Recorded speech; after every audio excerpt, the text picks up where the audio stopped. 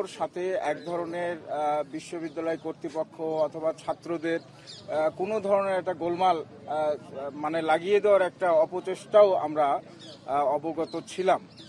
তো এই বিষয়টার জন্য আমরা একটি শক্তিশালী একটি কমিটি গঠন করেছি। আমরা লিয়াজো কমিটি, এটা বিশ্ববিদ্যালয়ের আশেপাশের এলাকাবাসী ছাত্র সবার মধ্যে যেন সৌহার্দ্য পরিবেশ বজায় থাকে এই পর্যায়ে কমিটিতে কাজ করবে। এরপরে একটি গুরুত্বপূর্ণ ইস্যু আমাদের রাকসু নির্বাচন। তো রাকসু নির্বাচন আমরা আশা করছি যথাসময়ে হবে। এখন পর্যন্ত আমাদের ছাত্র শিক্ষক কর্মকর্তা যারা রাকসুর সাথে সংশ্লিষ্ট আছেন তারা আজকে একটা কর্মসূচি তারা পালন করেছেন, কিন্তু রাকসুর কার্যক্রমকে তারা আওতামুক্ত রেখেই কাজ করেছেন। এটা আমরা অত্যন্ত আশাবাদী এবং রাকসুর সাথে সংশ্লিষ্ট সকল পক্ষকে ছাত্র সহ সকলের প্রতি সিন্ডিকেট থেকে এই রাকসুর ব্যাপারে সিদ্ধান্ত দেওয়ার কিছু নাই। কারণ হলো যে ওটা একটা পৃথক বডি, স্বতন্ত্রভাবে কাজ করছেন। আমাদের এখানে সিদ্ধান্ত নেওয়ার কিছু থাকে না। আমরা উভয় পক্ষকে, যতগুলো পক্ষ আছে তারা যেন রাকসু এটা যথাসময়ে হয় এবং এই ব্যাপারে সর্বোচ্চ ধৈর্য এবং তাদের সহযোগিতা কামনা করছি আমরা সিন্ডিকেটের তরফ থেকে। প্রাতিষ্ঠানিক সুবিধার ব্যাপারে বলবো।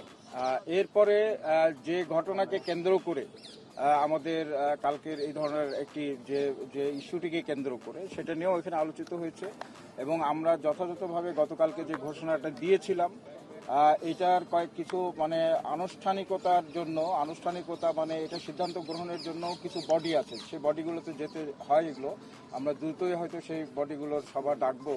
আমরা গতকালকে যে ঘোষণাটি দিয়েছি যে এটা স্থগিত করা হয়েছে, সেই বিষয়টি আমরা সিন্ডিকেটকে রিপোর্ট করেছি এবং সিন্ডিকেট আমাদের এই সিদ্ধান্তের প্রতি সমর্থন জ্ঞাপন করেছে। সুতরাং এটার ব্যাপারে আমরা যথাযথ যে নিয়ম যে বডিগুলো আছে সেগুলো নিয়ে চূড়ান্ত আমরা একটা ঘোষণা আসবে অচিরেই, কিন্তু আমরা এটা স্থগিত এই কার্যক্রম আমরা এটা কি স্থগিত করেছেন এটা বললে না, গতকালকে মানে ওই যে প্রাতিষ্ঠানিক সুবিধার অংশ হিসাবে বিশ্ববিদ্যালয়ের স্টাফদের সন্তানদের ভর্তির যে বিষয়টা, তো সেইটা ভর্তির কার্যক্রমটা শুরু হওয়ার কথা ছিল আজ থেকে।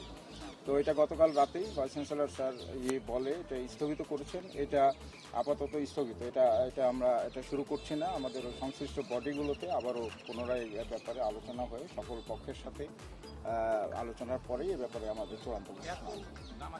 এই আর আমরা বলতে পারবো এখন বাতিল নাকি স্থগিত, আমরা কি বলবো? এই বিষয়টা এটা না, আমার কথা যেটা সেটা হচ্ছে যে গতকাল ভাইস চ্যান্সেলর মহোদয় ঠিক যে ঘোষণাটা যেভাবে দিয়েছিলেন যে এটা যেভাবে স্থগিত আছে ঠিক সেই সিদ্ধান্তটাই এ পর্যন্ত বহাল আছে এবং এটা সিন্ডিকেটকে জানানো হয়েছে। সিন্ডিকেট সেটাকে যেভাবে শুনেছে তাতে সিন্ডিকেট অন্য কোনো মতামত দেননি। ভাইস চ্যান্সেলর যে ঘোষণা সেটাই বহাল আছে। সিন্ডিকেট আজকে হয়েছে কি যে তোর